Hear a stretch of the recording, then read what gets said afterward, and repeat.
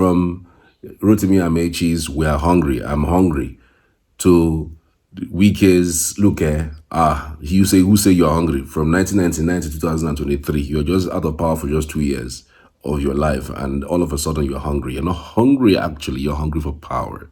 I mean, the bass boost was just too much. And all the way to the studio of Arise TV. In fact, it was and is still very chaotic, because I'm just going to track back a little bit.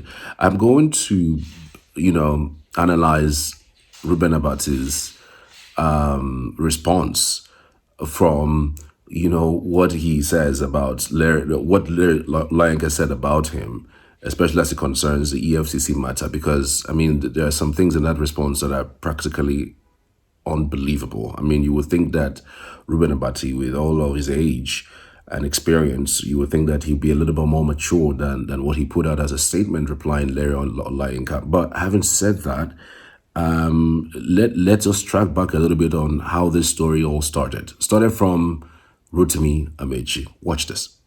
I think that Nyesom Wike is very rude. I can see that Mr. Reuben Abati is not here. I want to commend the management of Arise TV for taking him out of today. Dr. Abati did not leave because of the fact that Larry Olainka, was coming here. We have to restate that.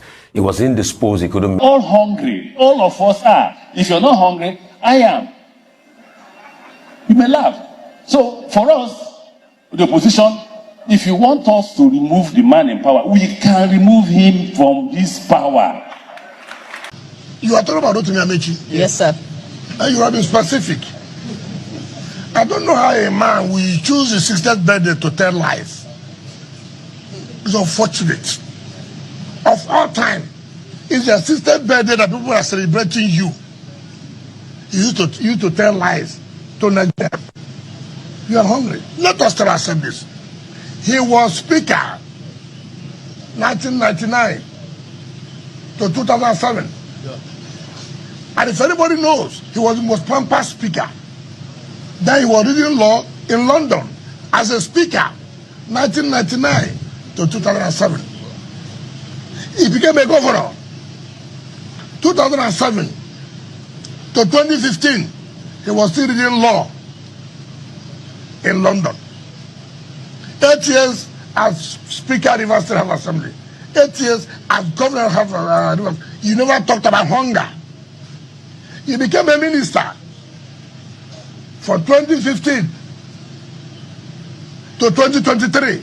8 years, super minister, transport. Where you were borrowing money for exit bag, loans. You didn't talk about hunger.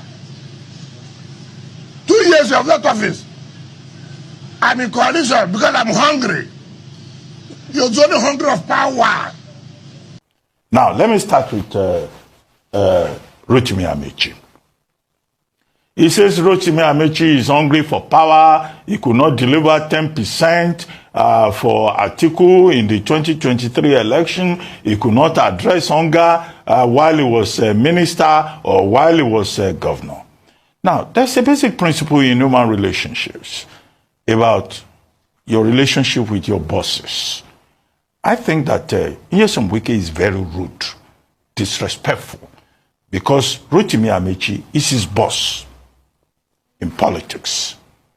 When he was local government chairman, or was he councillor, during Amechi's second term, it was Rotimi Amechi that helped him to become local government chairman at Obio Apo local government area. He subsequently became chief of staff to Rotimi Amechi. It was Rotimi Amechi that recommended him to become a Minister of State for Education in Abuja. So he talks this carelessly about his former boss. I think it's disrespectful. I think it speaks to his character. Number two, this same Nyesom Wike still talking about this hubris. The theory is this, people can double check it. Has also abused Peter Odili, Sir Peter Odili, another statesman. He has said publicly that Peter Odili does not qualify to be an elder. This is the same man that he was taken to by Mama Peace Dr. Patience Jonathan, to help him to become governor. There is no name he has not called Dr. Peter Odili and his wife. He even referred to him as one man and his wife as one woman. This is a statement about character. This same Nyesom Wike says he's fighting for President Jonathan, and that there's nobody in PDP that can stop him, not even Chief Olabode George, whom we refer to as a ground rent debtor. So who will Nyesom Wike not insult? Senator John Mbata, who was his godfather at a point, he insulted him too.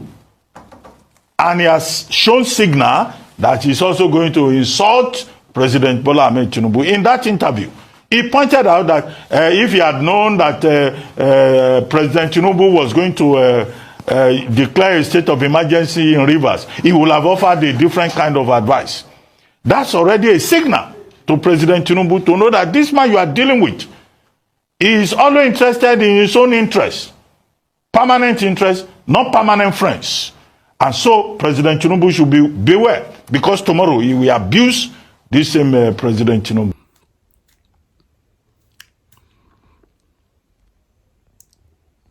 So it almost seemed as if Reuben Abati, of course, as someone who has been in the political space for some time, you would always want to take sides. So Reuben Abati went all out against Wike. He said all sorts of things. There's apparently nothing that he didn't leave out. He just dropped the bomb on Wike. And I can imagine what Wike was feeling when Reuben was saying all of those things. Jeez. If there's a way Wike can drive to that station that very morning and slap and fight with Reuben, I'm sure he would have done that. But the thing so pained him. And then he said the only way is to call the attention of his Oga, who is Obabena. I'm sure that they must have spoken. There's no way in hell that the FCT minister, Nyesom Wike, did not speak to Obabena. And I said, look, the only way I'm going to leave you guys, just to be sure that you guys are not against me, you're not out again against me. Let me just narrow it to the fact that it's Reuben that I hate, not the entire Arise team.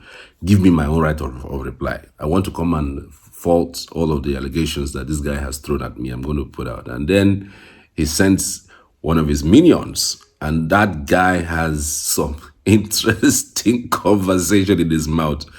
He also went falsetto on Reuben, and apparently Reuben was not around. If you watched, Reuben was not there, because we know what would have happened. It would have been a total meltdown if Reuben was there. In fact, Reuben would have sent him away. He would have stopped the conversation. He would have stopped that interview if Reuben was in that studio. But let's listen to what Wike said to Reuben through his media aide, Larry Olayinka.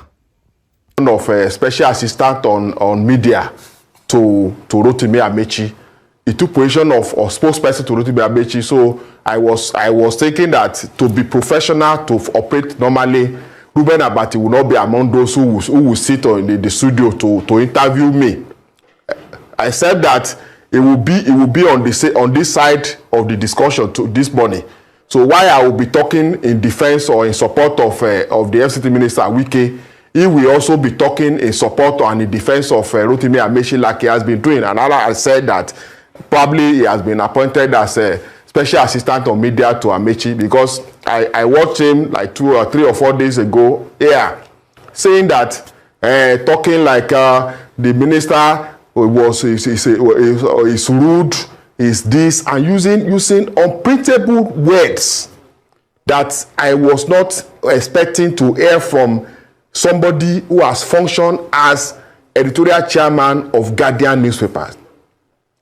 For somebody like that to come to studio and begin to call a minister rude in defense of Rotimi Amechi, because he was supposed to, in journalism, we are not supposed to have opinion. So I was shocked to hear him turning himself to spokesperson of Amaechi. And I want to also suggest that since he's now Amaechi's spokesperson, he should excuse himself from Arise TV and go and do his job properly. He should not be using a platform provided by respected Nigerians like Oga Nduka Obaigbena to ventilate his anger, his frustration, and his hatred for Wike.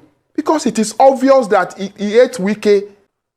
Oga Reuben Abati has always come to this station to present himself as a moral police, to postulate, present as a moral police. And he will not one day tell us that at one point in his life, he is a politician, a member of PDP.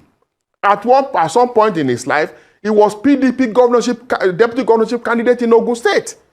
And he was comfortable having his picture displayed with that of somebody who was wanted by the American government for alleged drug trafficking.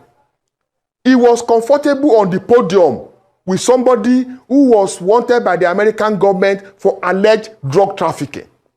That is the person that will come here and pronounce with his mouth that a minister of this, a former governor, a minister, somebody he once ran to for help, and call that person a rude person. It is to me, I never believe that kind of word, but you know him. He's a bully like he has always been.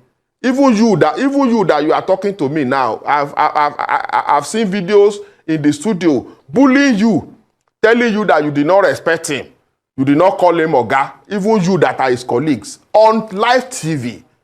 So I want to commend the management of Arise TV for taking him out of today. So that that is not what happened, sir. Mr. Leary. That is not what happened, sir. Mr. Leary. And also speak. Mr. Leary Olayinka. Mr. Leary Olayinka. If you will hear me. Like special assistant or media. If you will hear me, former governor of Rivers State and former minister of transportation. Okay. Rotimi Amechi. Mr. Leary. That is in that regard. Now, before I share my thoughts on all of that, this was how Team Abati responded to the allegation that Dr. Abati was stood down because of Team Wike's appearance on the program that Friday morning. We must have to say a couple of things. Number one, first and foremost, Dr. Abati did not leave because of the fact that Larry Olayinka, was coming here. We have to restate that.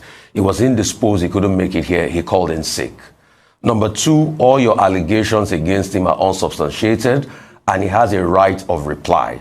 And he will also take his right of reply when it comes. And it is not fair to cast aspersions about a man and say things you do not know.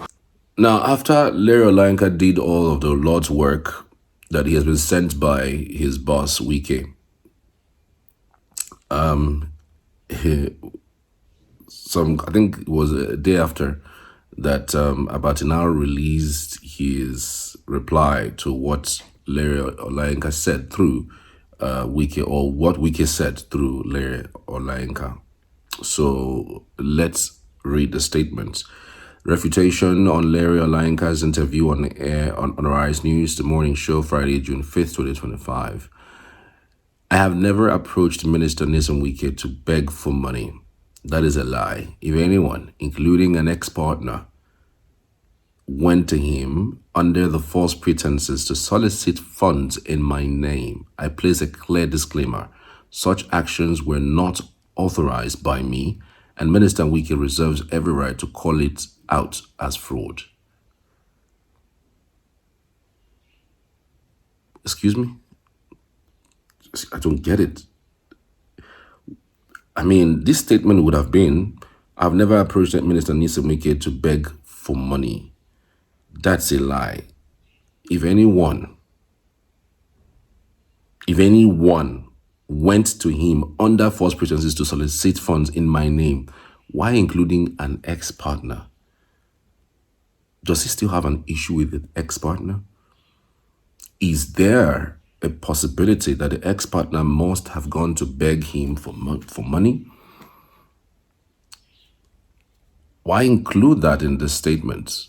I think that that was a low blow for the ex-partner, and whoever the ex-partner is. I mean, if he was someone who is also as vicious as, you know, as Abati himself, I'm sure that we would have seen some cryptic messages out there, stating things.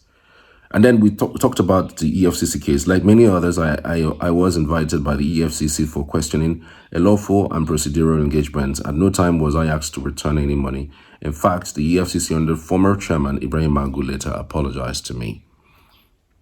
So is it possible that the ex-partner went to Wike on his behalf and he never knew about it and he never authorized it? Now he says he doesn't authorize it. I mean, when somebody is looking for help, there's virtually nothing you can do at that time. You can solicit for help even from your enemy, especially when it comes to EFCC holding you for some crimes, as the case may be. I mean, now it is even not clear who is telling the truth or who is even lying, because it's not adding up. It's not adding up. It does look like there's something. Because if there's nothing, this particular statement wouldn't have come out like this, especially this number one. It wouldn't have come out like this. Then it looks like the partner went to meet Nisomiki at the time on his behalf. And so there is no way the money is probably, if given or if paid, would have be given to him directly. Probably may have been given to him through somebody. If not, I mean, if Wike, I mean, we all know Wike. Wike can be quite interesting when it comes to things that if, in order to prove him wrong, he can say, okay, he brings out his account and says, look at the account I paid the monies into. If it's his own personal account, Wike would have published it. Larry would have brought it, in fact, would have published it that they paid this amount into your account on this particular day. So it's possible that the name that was paid, the monies that was paid to, or that was giving, was probably another person to him. So there's no way you can really prove that to that extent.